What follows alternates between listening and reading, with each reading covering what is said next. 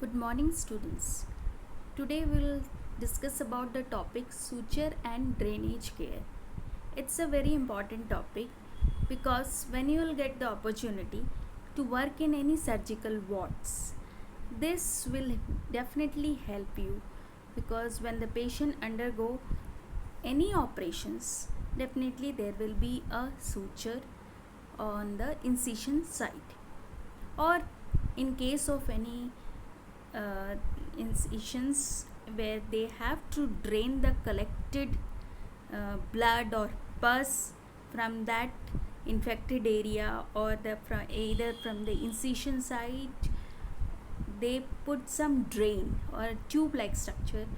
We'll see in the subsequent slides. Then how to care these both things we will discuss in this topic. I'll be sending you the video of the procedure also shortly along with the class. Now we should know what is suture. Suture or stitches. You know, students, that we use this thing to stitch any cuts and wounds on the skin. And you may see in this picture this type of stitches.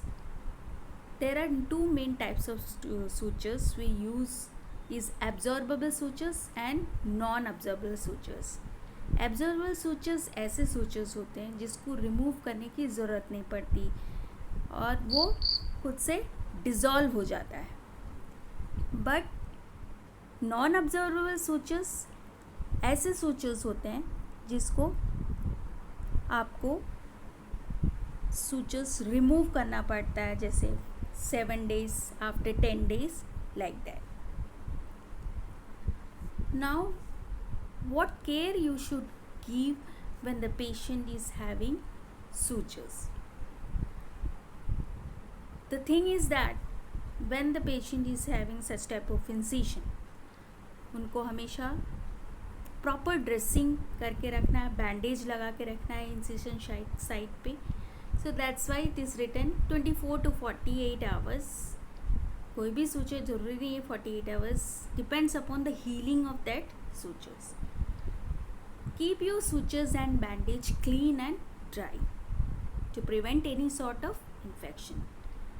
Don't try to put any pressure or hit over the suture area. कोई भी pressure नहीं डालना है, ताकि अगर फिर से आपने प्रेशर दिया उस एरिया पे तो it can cause the opening of the wound. Then do not trim or shorten the ends of the suture. जो सूचर हम लगाते हैं, स्टिचेस लगाते हैं, उसके नॉट्स को आप देखना कि उसके एंड्स में जो सूचर्स कराएगा उसका थोड़ा एकदम छोटा नहीं करना है. You have to leave a length, ताकि हम जब रिमूव करें ईजिली उसको होल्ड करने के लिए वो एंड को छोड़ना है. And if they rub on your clothing, put a gauze bandage between the sutures and your clothes. We usually prefer gauze bandage, जो net gauze bandage आप समझते होंगे, in comparison to cotton swabs, क्योंकि cotton swabs क्या है, वहाँ पे stick हो जाएंगे wound पे, तो फिर आपको next dressing जब करोगे तो it will create a problem. It gets stuck up in the incision site. So उसकी जगह it's preferable to use gauze bandage.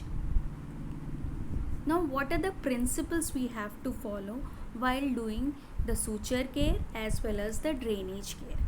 Use standard precautions. That means you have to use strict aseptic techniques while doing any procedures of dressing.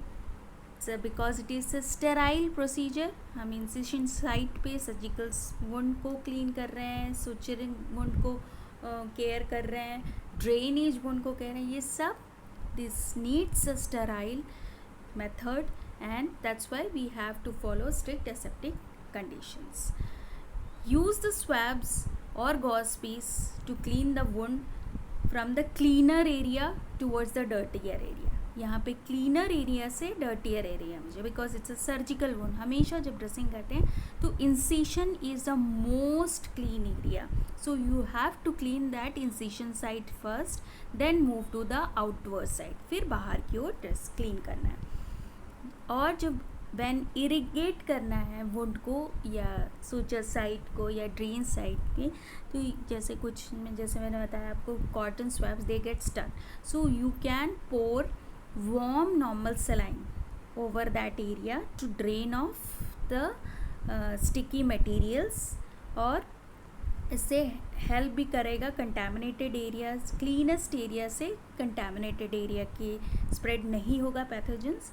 So you can use this warm liquids to clean the wound.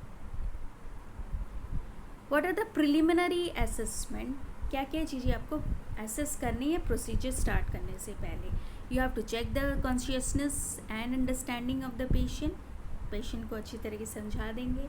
Vitals पूरे check करेंगे आप, ये check करेंगे कि patient को कोई allergy तो नहीं है कोई भी एंटीसेप्टिक सॉल्यूशन से, ब्लीडिंग टेंडेंसी, ज़्यादा ब्लीडिंग डिसऑर्डर तो नहीं है पेशेंट को, डॉक्टर्स प्रेस्क्रिप्शंस लिखा है आपको रिटर्न होना चाहिए, ओरल इंस्ट्रक्शंस नहीं फॉलो करेंगे आप। Bleeding and drainage from the wound side आपको चेक करना है, एंड कंडीशन ऑफ वुंड या स्टूचर साइड या drainage side should be carefully observed.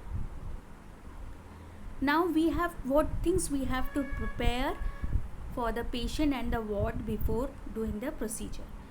सबसे पहले जिस एरिया में आप प्रोसीजर करने जा रहे हैं, या बेड साइड में या आपके पेशेंट के ड्रेसिंग रूम में, वहाँ क्लीन पहले से हो जाना चाहिए। It should be mopped and swept before the procedure. उसके जब आप प्रोसीजर कर रहे हैं वहाँ तब कोई स्वीपिंग करने या झाड़ू लगाने या क्लीनिंग करने आ रहा है, it should B, because it spreads the pathogens in the air and it can cause infection to the incision site. Explain the procedure to the patient very well. All the articles should be at the patient bedside. Proper lighting should be there, and switch off the fan before starting the procedure. Provide privacy by using the screens or putting the curtains, and always follow the strict aseptic conditions, protocols, and use cleaning solutions by checking the expiry date, and for any type of color change or order change you have to take the paper bags, dustbins along with you to throw the old dressings.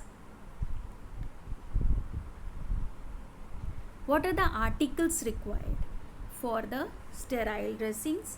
Artery forceps चाहिए, ये tray में sterile tray रहेगा आपका, वो अच्छे से autoclaved होकर के आना है, उसी टाइम ही आपको ओपन करनी है। उसमें मटेरियल्स आर्टरी फोर्सेप्स होने चाहिए, सीजर्स होना चाहिए, स्मॉल बाउल्स होने, और चाहे तो सेफ्टी पिन्स, अगर किसी चीज़ में आपको क्लिपिंग करनी है बैंडेजेस को तो यूज़ कर सकते हैं, not necessary for all things. Thumb forceps चाहिए, cotton balls, gauze pieces, pads of cottons, gloves and mask and gown in case of the infectious wound or a suture dressing. Other articles which are needed वो आप दूसरे tray में भी रख सकते हैं। Cleaning solution, antiseptic solution, sterile saline रखना है, प्रेस्क्राइब जो भी एंटीसेप्टिक सोल्यूशन जिससे आपको ड्रेसिंग करनी है वो रखनी है, एडेसिव टेप रखना है आपको, एक ग्लव्स का एक और पेयर रखना है, प्लास्टिक बैग फॉर या paper bags for waste disposable जो आप प्रोसीजर के वीडियो में देखेंगे। पैड ड्रम्स एक्स्ट्रा रख सकते हैं जिसमें आपके पास स्टेराइल पैड्स और गॉस पीसेस हो अगर ज़्यादा ज़रूरत है, बिग वुंड है। टॉवल्स, मैकिनटॉश रख सकते हैं। Then the kidney tray and Cheatle forceps. These are the required antiseptic solutions जो आप यूज़ कर सकते हो वो वुंड ड्रेसिंग के लिए। वो मैंने आपकी स्लाइड में जैसे normal saline, iodine, povidone iodine, chlorhexidine, hydrogen peroxide, hexachlorophene, These are the various types of antimicrobial antiseptic solutions which we can use for cleaning the wound. What is the procedure for this both suture and drainage care? Position the patient comfortably. पहले तो आपको explain the procedure, position कर दीजिए patient को comfortably. Go for hand washing, then put on the gloves, gown if needed, mask if needed. अभी तो आप Covid time है तो आपको ये पूरे पीपीई पहनना है.